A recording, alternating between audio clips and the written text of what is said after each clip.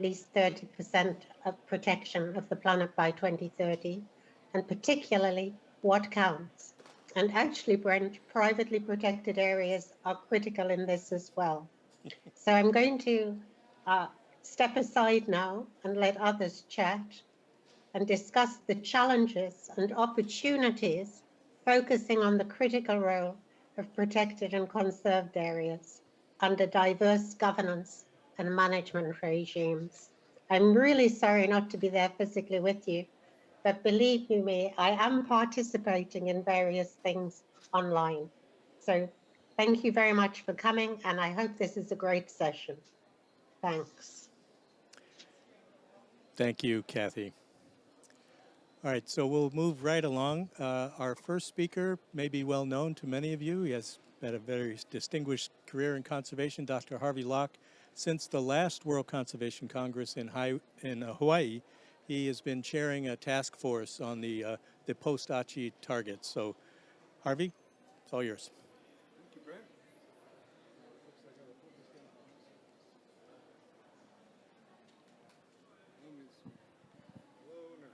Here, just use that one. Thank you, Brent. Great question is, if we get a target of conserving at least 30% of the world, are there standards for that? What should count? And this is a profoundly important thing that this group of organizations has worked together to consolidate in one document that we're launching now, which is called What Counts. It's a World Commission on Protected Areas led document with all of these colleagues.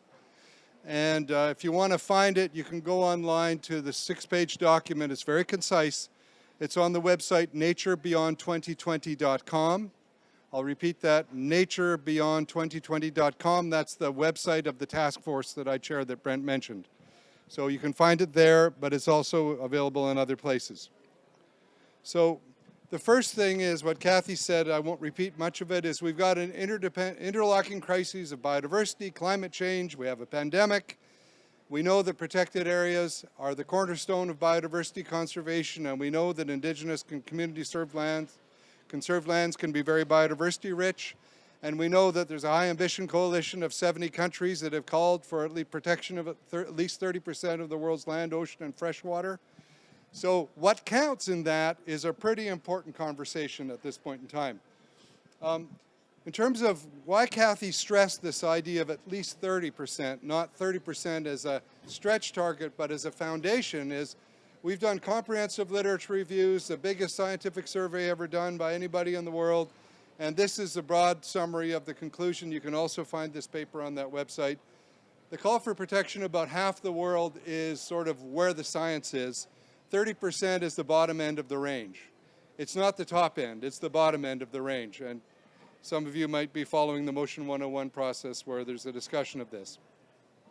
This is draft one of the Global Biodiversity Framework that the parties were talking about now, with a view to finalizing the post-2020 framework called the Post-2020 Global Biodiversity Framework. This is how it reads currently.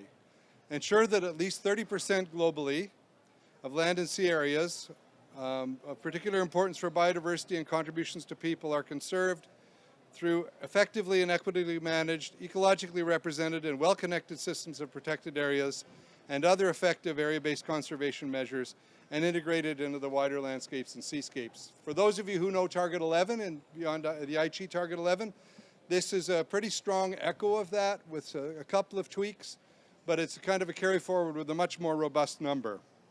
And this is what's being discussed now. So obviously what a protected area is, or what an other effective area-based conservation measure is pretty darn important.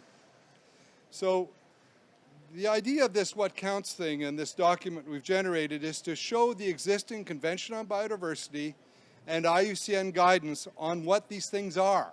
What is a protected area? What is an other effective area-based conservation measure, or the acronym is OECM. And simply put, protected areas have been well defined, well accepted as being areas predominantly dedicated to the conservation of nature and other associated values. They come with 4 governance types. They can be owned by government, so that's like a national park, we all know what that is. They can also be privately owned if they're dedicated to the conservation of nature. That's what the task force Brent chairs. They can be Indigenous owned, they can be community owned, or they can be a combination of all those things. That's the 4 governance types, and then there's 6 categories of them.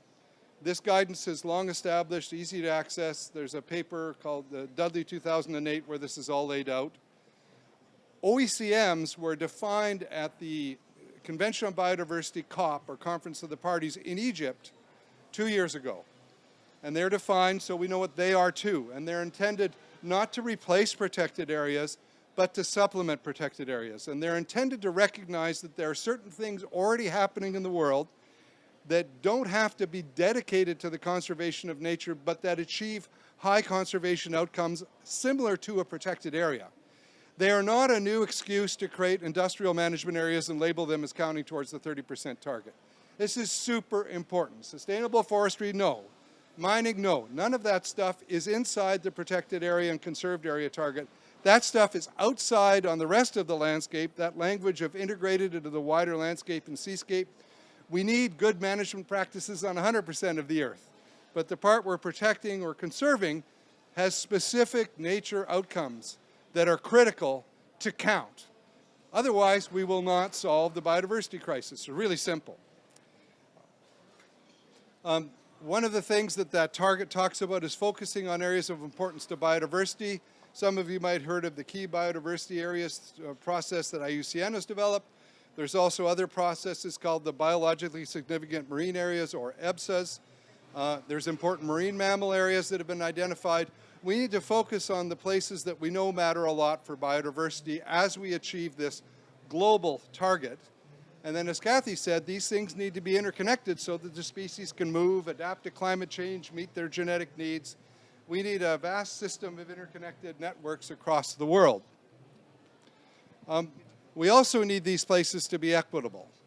And this is a fundamentally important thing, that we actually know that when we have strong community engagement and equitable outcomes, we get better conservation outcomes. So this is not a trade-off, this is a value add. And we need to be sure that benefits accrue at local levels, national levels, all levels across the spectrum. And we need to be conscious of that, not just international tour brokers benefiting from national parks in some far-off country, but that the values and the support comes down at the community level and that we're supporting that. We also need to be recognizant of human rights. Now, one of the key things with Indigenous peoples is also the responsibilities. Indigenous people want management authority because they feel a responsibility to the places where their cultures exist. And that's a value add to conservation. It's not a cost, it's a value add. And it's this idea of rights and responsibilities that we need to be talking about as we look at these things. This is a global target. It won't be every country can do 30%. It just won't happen. Some countries couldn't possibly do it. But if we take this approach of looking at the world as in 3 broad conditions, large wild areas is roughly 27% of the world. At the other end of the spectrum, cities and farms where the landscape is over half fully converted is about 18% of the world. And in the middle is this yellowish color, the shared lands, which are less than half converted up to less than half of a square kilometer per 100 square kilometers converted. In other words, they can get pretty wild. We can implement a target like this, working together globally, focusing on key areas for nature, working with community people to get an outcome that reflects the values that are across all 3 conditions in a reasonable way. This is also a paper that's published that you can access on that Nature Beyond 2020 website. So this is all defined, it's all clear, it's all possible, and it's all necessary. This is all part of the sort of guidance on protected and conserved areas that IUCN has published for many years.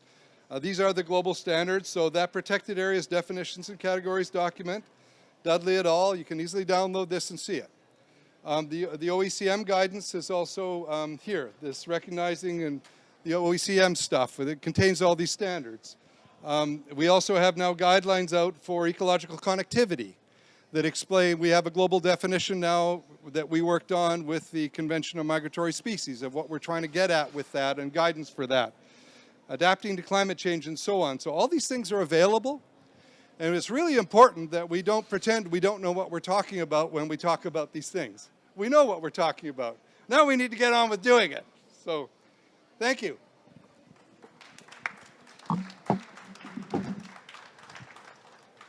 Great, thank you, Harvey. We're going to hold all the questions for the end, and we'll have all the speakers come up. And Stephen Woodley, another prominent member of the World Commission on Protected Areas, had a key role in putting this together. He's done a phenomenal job contributing. Our next speaker will be joining us virtually.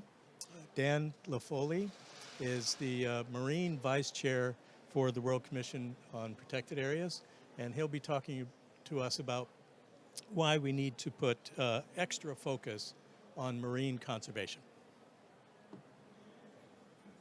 Hi there, Brent. Can you hear me and can you see my presentation? Yes, you're looking good, Dan. Okay, thanks so much indeed. Well, hello everyone. Like Kathy, I'm really sorry I can't be there in person, but at least I can join you virtually. And yes, I'm going to be talking about why we need an extra focus on marine conservation. And I think you'll see in this a lot of synergies to some of the key messages that Harvey has just given you. Where I want to start, though, is by reflecting on the bigger picture to really drive home the point about why the ocean is critical to all of us right now. And the best way to do this is to look through the ultimate window system, if you like, which isn't on the planet. It's actually off the planet. It's on the International Space Station, and everything is frozen here.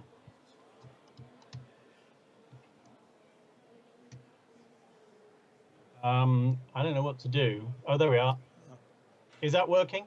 Now we've got the next slide. Go ahead, Dan. Yeah, thanks so much.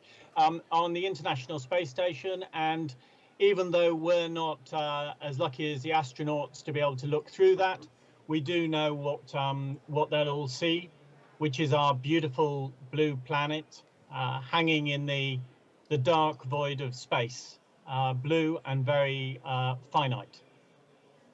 The problem, I think, is that we've become disconnected in a way from the world we live on and the world that we've evolved on. And I think we need to kind of reconnect to the ocean and the role that it plays for the planet and in our daily lives.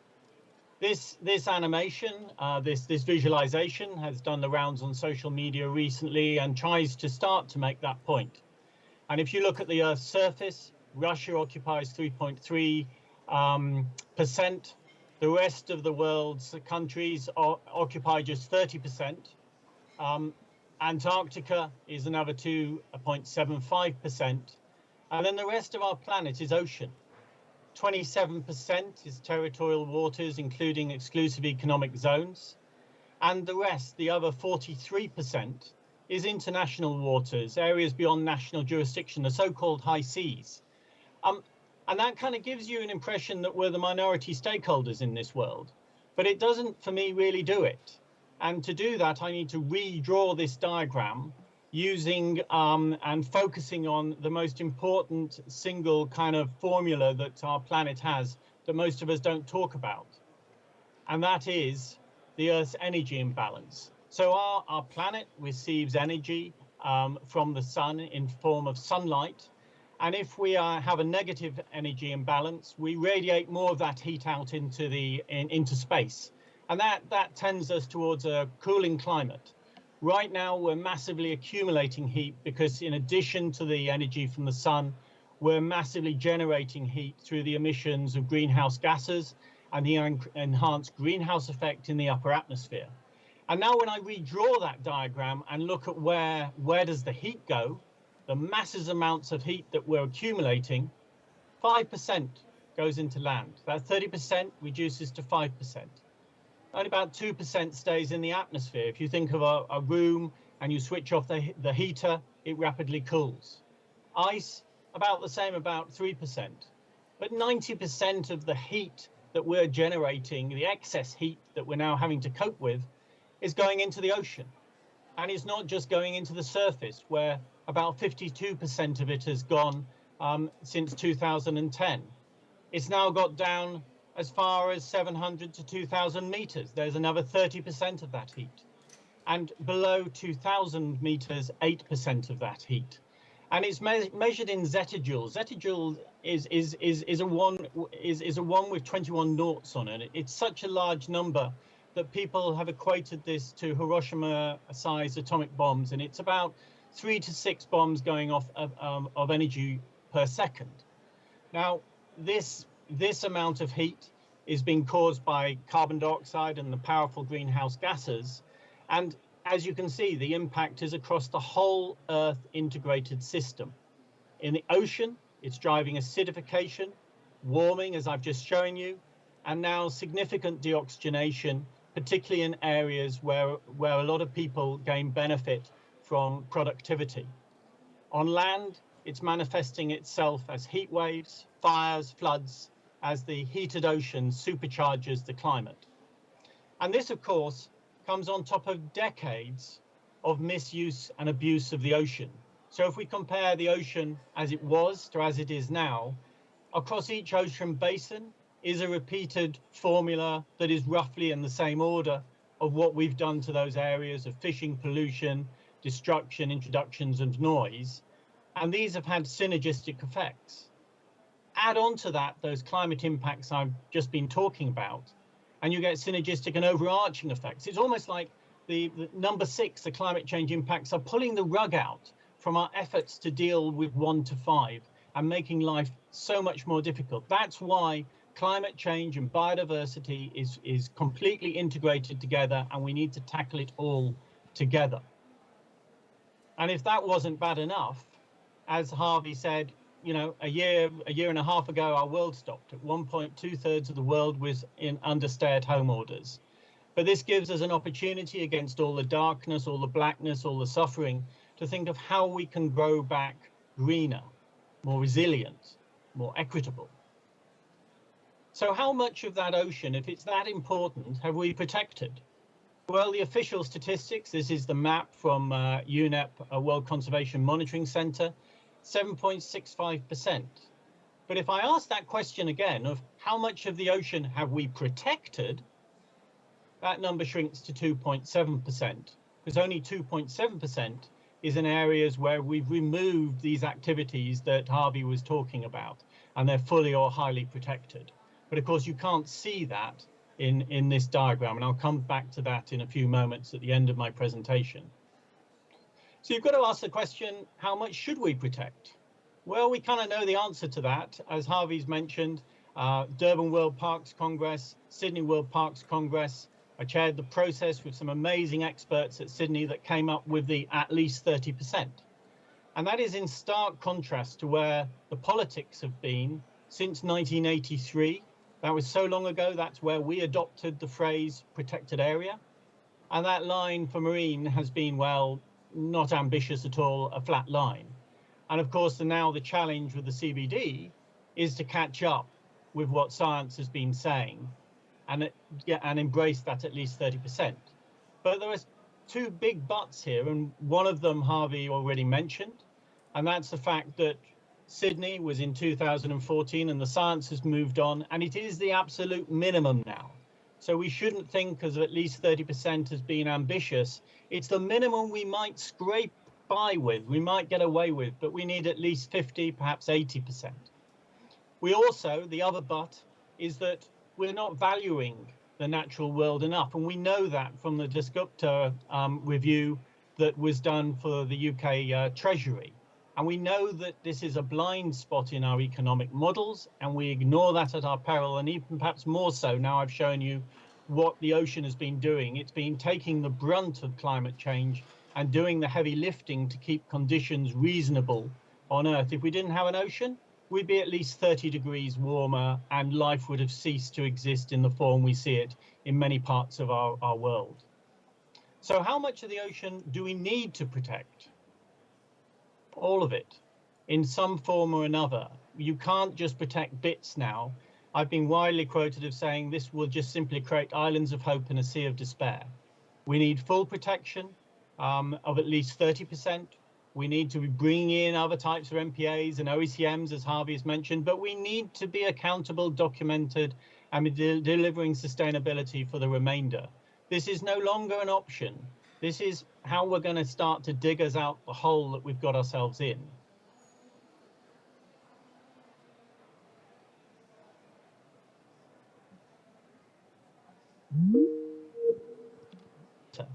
And this little animation shows about colonization and growth you get in fully protected areas compared to exploited areas.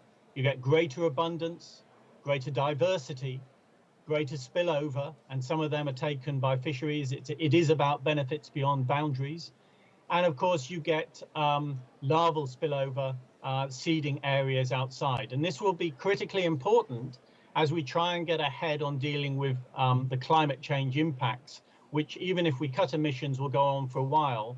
We want areas in the ocean that when the ocean is knocked down, as it is being now by heat waves in the ocean, just as heat waves as we see in California, it needs places where it can recover from. And these will be the Noah's Arks, if you like, of the ocean that we'll be dependent on for recovery and replenishment. And finally, what we also need to do is be more transparent.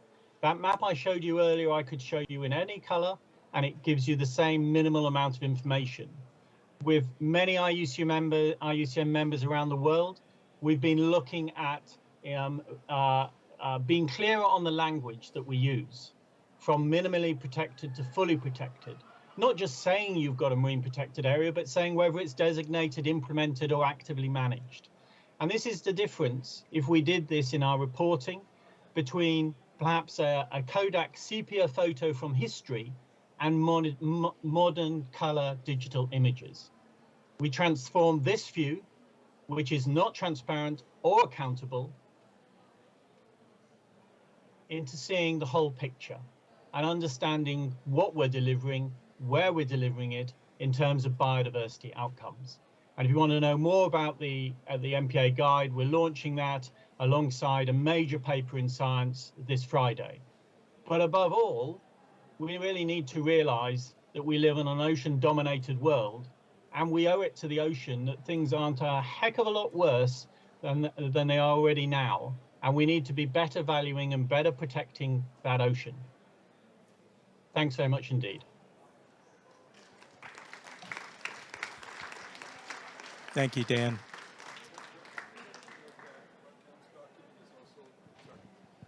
I neglected to mention that What Counts document is also translated in French, so c'est disponible en français, and it's also in Spanish. Es disponible en español. Thanks. Tora, could you come up? Our next speaker is Tora Amend. She is the Vice Chair for Governance of the Commission, and she's going to be talking about opportunities and challenges for Indigenous peoples. Thank you very much, Brent.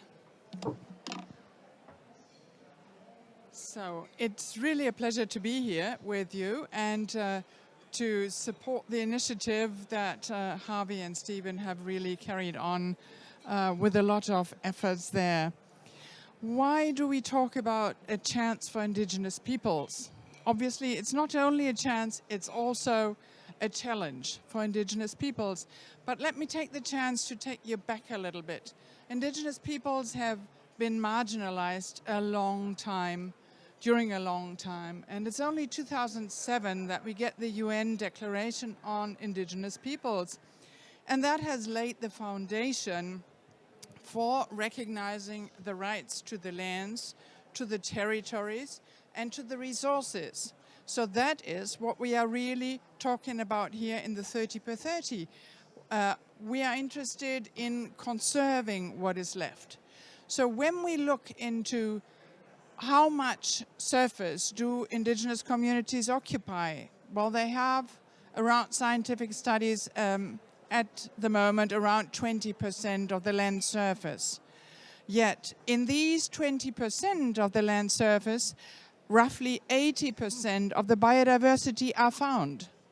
So they are very important for nature conservation. But then when we look into the numbers of who administers the protected areas up to now, it's only 5% of the protected areas being administered by Indigenous peoples. And on top of that, when we look at finances, we see that only 1% of the climate monies, climate and biodiversity related funds go to Indigenous peoples to be administered by them. Having said that, I think we are really now in a situation that is very, very interesting. People are recognizing from all different sides, first of all, that it has not been just and fair, but then also it's an important chance for conservation. So if we look into the 80% of biodiversity and where that is, and we see that increasingly Indigenous peoples are also recognizing that they want to become allies with conservationists. This is not an easy task because it has to be, as was pointed out by Kathy and in the preamble, in the Target 3, it has to be done equitably. So with a lot of respect for the knowledge, for the different knowledge systems that we have out there. It's not only scientific knowledge, it is traditional knowledge, Indigenous peoples, local peoples' knowledge that is very important for the management of these areas. And it's also looking at them on the same, or talking to each other on the same level. So it's really respectful dealing with each other, sharing the burden, but also the possibilities that the management of these areas offer.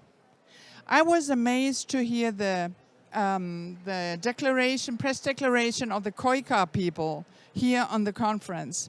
They aim for 80% of the Amazon forest to be conserved. So, but that comes with a condition from them. So it's not only we can take that as a community of conservation and say, okay, great, we'll have it. No, what they want is respect for their land rights, for their tenure rights, and for their governance structures. So they want to be on the driver's seat. And I think it is high time that we really recognized each other as strategic allies in this terrible fight of losing it all. Let me finish. Well, the one quote from the Khoikhars that I wanted to include, we want to be equal partners. And let me finish with a quote from Victoria Tauli Karpus. She was the UN Special Rapporteur for Indigenous Peoples. And she said, when it comes to important decisions with my people, we always go back 7 generations and think where we come from. And then we go look ahead 7 generations. What are the implications of the decisions that we are about to take? And I really think this is a very wise word. And we are at crossroads. Our planet is at crossroads. So this is a very, very important decision to take. So let's respect each other and our knowledges and ways of doing things. Thank you. Thanks, Dora.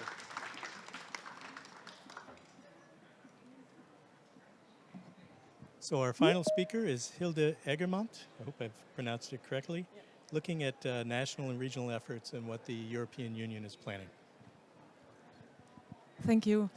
I will just say a few words on the EU Biodiversity Strategy 2030, because indeed European Union already has a strategy in place. It was published in May 2020 already, so you could say that the EU was already a step ahead in the Post-2020 Global Biodiversity Framework. The strategy will also be used as the EU's contribution in the context of that framework, with the main objective to put nature back on a path of recovery by 2030.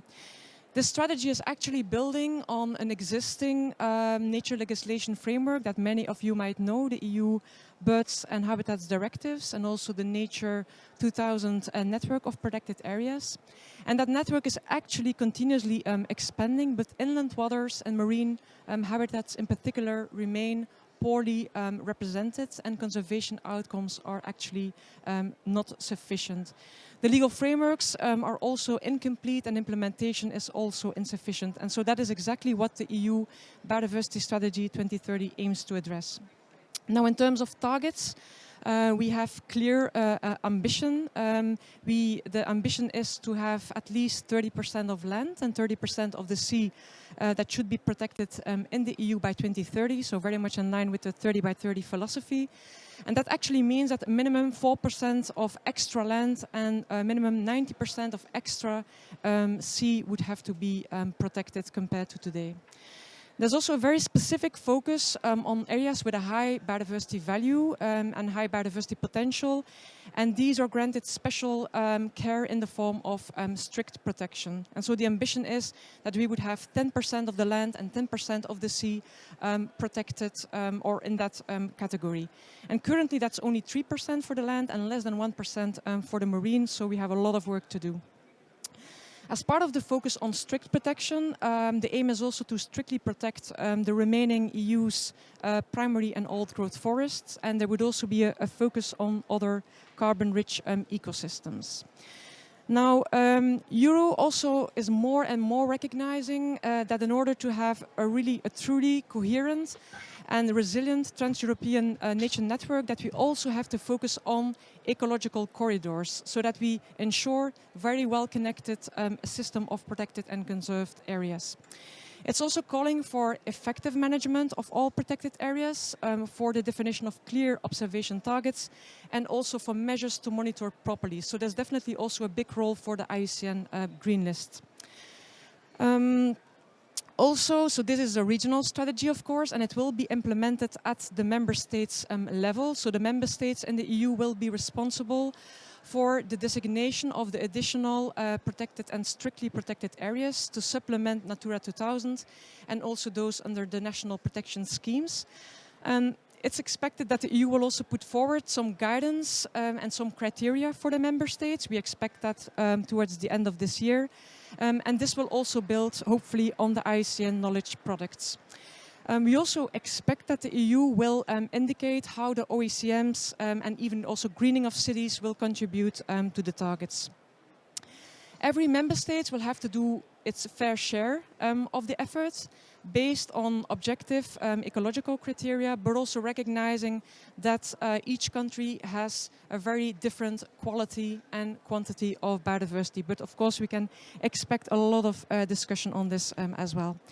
Now, this part of the EU biodiversity strategy that is focusing on protection is supplemented by the EU Nature Restoration Plan with legally binding targets. So that is also very important. And the EU also aims for a new governance framework so that also the implementation can be reinforced. Now, we also heard from the opening ceremony that there are a few countries that have very high ambitions. We heard very promising commitments from France and also from Greece. Even in my own little country, which is Belgium, which is basically a very big city, we see a momentum to contribute to the targets. We are mapping the protected areas. We're also looking how the OECMs and how the greening of cities can also contribute to the targets. So we do think indeed there is a momentum, but fingers crossed, I just hope that we can finally make it happen. Thank you. Thank you, Hilde. If you would join the other panelists. We have a few minutes for questions for all of our presenters, including Dan, who I think we still have online. You'll need to use this microphone. Thanks very much. I have actually two questions, if I may, one to Harvey and another one to Dan. To Harvey, thank you for your presentation, extremely clear. But you made it absolutely clear that in your view, protected areas are one thing, the main instrument, and then the OECMs are kind of, allow me to call it, a second division instrument that is only complementary to the main thing, which is the protected areas. Yet, in your own words, the OECMs should achieve the same level of biodiversity protection as the marine protected areas. So my question is that if this second division instrument achieves the same level of protection of biodiversity, why should they be a second division instrument? Why should not they count against the 30% objective? May I go on to ask a question to Dan? Well, they do count to the 30% objective, so they do. They do count. Yeah, absolutely. There's no question about it. But the decision in Egypt said what I said, which is they are a supplement. And the reason, it's a good question, and I'd like to respond to it, is that the OECM, there's really an interesting opportunity with the OECMs. Like, let's say In the southeast corner of the United States, the best old-growth yellow pine forest left is on a military base. That could be an OECM, for example. Or if Indigenous people want a protected area, they can have one. Or they can declare that they want their land recognized as another effective conservation measure. Anywhere along that spectrum that achieves the outcome is what we're striving for. But the tool that we know has been the most tried and true and most effective thing. The reason we still have large mammals anywhere in the world, basically is protected areas. So we don't want to throw out the tool that we know is best because we have another idea that we should recognize as good. So it's complementary, it's not competitive. And the thing is, we need a lot of these things everywhere fast. That's really what we need. If I made a question to Dan, and yes, we have made a very forceful case for a level of protection of the oceans over and beyond the 30%. But I think that even if you go to your extreme thinking of protecting, 80% of the whole ocean, I don't have any doubt in my mind that will be extremely positive for the conservation of marine biodiversity. Nobody can doubt that. The problem is that if the Earth is a whole ecosystem, whatever you do in one part will have an impact on the rest. So we all know that the oceans produce food for thousands and millions of people around the world. So the more you protect the oceans, the more you will need to replace the food from the sea with food produced from land agriculture. And then the benefits of protecting the oceans, are they really or are they not offset by the additional pressure on land biodiversity? How do you combine both things? Because these things are not neutral. The Earth is a whole ecosystem. How do you conciliate the further protection of the ocean with the need to avoid further pressure on land biodiversity?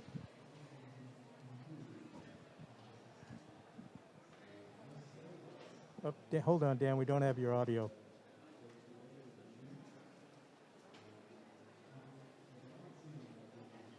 Dan? We're having major freezing on the picture. I think the issue is that we are going to have to work some of these things out. The reality of the situation, as I've described, is that we're not just dealing with the traditional problems that we've had of fisheries impacts, mechanical habitat destruction and things like that. We are dealing with whole-scale ecosystem.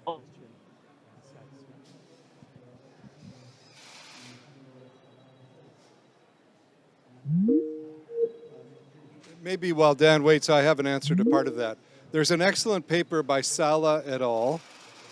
From just a year ago that shows that if you protected highly and fully 30% of the ocean, you would increase the amount of fish available to people from eating point of view. So it's not a trade-off. And one of the things that we've gotten into is this sense that by protecting nature, we're somehow costing humanity. When in fact, when we protect nature and behave in a more integrated way, we can benefit humanity more. But we've been killing the natural capital so that we're seeing fisheries collapse now. And most of the world's fisheries are overexploited now. And similarly on land, if we don't think about agricultural impacts and runoff of phosphorus and fertilizers into freshwater systems, it kills estuaries. And similarly on land, if we build hydro dams because of the climate, we kill the sediment flow to estuaries like the Mekong Delta. So your point is an excellent one. We've got to think about the whole system, how the whole thing works, but frankly, the whole thing needs to work first and foremost, and we have to get out of this idea that humanity's in some competition with the economy and nature. There's only one place we live, that's the world. And as Dan's pointed out in the ocean, we're stressing that whole system in a profound way, just like we're stressing the land. We've got to back off. Dan, do you want to keep going? Dan, can you speak now? Yeah, if you can hear me, what I was trying to say before it all froze was the fact that the climate change impacts we're seeing now, they coincide with some of the most productive areas for fisheries, for example. And if we are continually drawing down the natural capital, continually depleting and not actually protecting some of these areas so that they can replenish, we're on a line which goes in a really bad direction. And the reality is that we need to cut carbon emissions, but we are going to have to find a way to protect more of the ocean, because whilst we cut carbon emissions, the problems continue. There's a lag phase. And in that time, ecosystems are going to get knocked down. We're going to lose some. We're losing the coral reefs. We're losing kelp forests in temperate waters. And so the equation is a completely new equation we're going to have to deal with. And we know that we're going to have places that can help the ocean recover when it's repeatedly knocked down. Okay. May I have a question? Directly related to your question again on food. This morning we had the session on OECMs, which was very interesting, I thought. And amongst the panelists we had Kim Friedlander from FAO. Yes. So may I quote you, or do you want to quote yourself? What I noted, it was under the heading "Smooth Sailings or Stormy Waters," which I thought was a nice quote from another event there. But I took down that we have really to work on lots of negative subsidies that we have and not enough positive incentives. So by thinking about if FAO advocates and wants to get OECMs recognized in that, we really have to think about positive incentives. And maybe that kind of recognition that Harvey and others have spelled out could be a way of giving them the recognition that we need to give them and really cutting out the negative subsidies. Okay, may I ask a question? I'm Jan Woolhead from Denmark, a WCPA member. Don't we need some kind of a mechanism to check that the protected areas are really, and the OECMs are fulfilling the definitions? In 2018, I was leading an exercise for the Danish Ministry of Environment where we went through 1,700 protected areas reported to the World Database of protected areas, and it was only 1/3 of those who were fulfilling the IUCN protected area definition. Yeah, your point is a really good one, and you know there's two dimensions. One is the World Database on Protected Areas is not a police force, it's a repository. So they take what they're sent. They believe that these standards, in fact, the World Database on Protected Areas is held by the Cambridge UNWCMC, which is one of the sponsoring bodies of this paper on what counts. But they don't have the right to police. So one of our challenges, frankly, is countries have to stop cheating. And we have to hold our own countries to account on don't report garbage and pretend it's helping. Like there's an existential crisis at this point in time in our lives, and we need people to actually be honorable in what they report. The standards document is intended to help people be honorable. But you know, this is not a mathematical exercise, right? This is an existential crisis for humanity, the state of the climate, and life on Earth. So we need people to behave honorably. And one of the steps towards that is to give them the tools to know what that might mean if they want to. And that's the purpose of that document. Okay, we have time for one very short question and Could I very just short answer. intercede on this? Oh, Kathy, this please. is Kathy. Well, maybe we won't. We have a standard for ensuring the protected and conserved areas, that includes OECMs, are more effective in delivering biodiversity outcomes. That is the Green List standard, which looks at planning and design, governance, management effective, and biodiversity outcomes. So please look at that. It can be applied to OECMs as well as gazetted protected areas. So we do have tools available to us, but you're right. What we want is quality as well as quantity. Thank you. Thank you, Kathy. Okay, one very, very quick question and answer. My question is about the how. To achieve the 30% target in 10 years without fortress conservation means equitable governance is essentially a precondition. We know that then in such cases the Elinor Ostrom principles apply, and that's all about equitable governance. How are we going to achieve this transformation in governance in a situation where in places like Madagascar, Tanzania, Ethiopia, that I know in Africa, these forests, these OECMs, they're in trouble. there's still a lot of deforestation. How are we going to achieve this in 10 years? I think it is doable, but I don't see the strategy to do it. Well, there's a really interesting answer to that, and is that we need all hands on deck and everyone being incredibly creative. But one of the opportunities that to paraphrase what Thora said, is that recognizing a broader scope of governance, giving it adequate resources, can help us have the ability to enforce these things better than just one tool. Well, we also know that nationally done things can be very effective too, so we need to recognize across the board different tools in different places and enable them. And so money's going to be important, and we need a serious conversation about money. We also need a serious conversation about the resources getting to people on the ground who can be effective in defending their places because they care deeply about them. And this is the challenge for all of us, is we've got to scale up, empower, share resources more broadly, and you know, this is a planetary emergency, so everyone should be involved in the design. There isn't a single strategy. We all need to be doing our best to get there.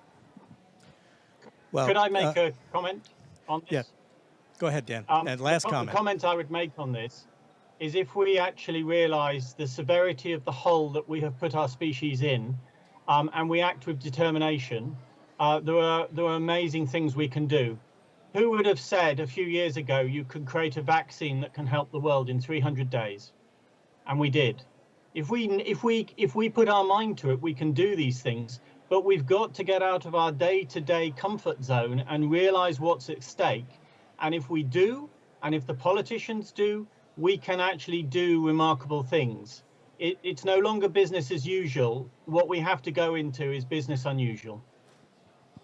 Thank you, Dan. Those are very good words for us to end on. Thank you all for your interest. We can see who's in the room, but I'm told we have about 90 people tuning in online, so this is obviously a topic people are very interested in. So finally, I'd like you to join me in thanking all of our speakers for their interventions today.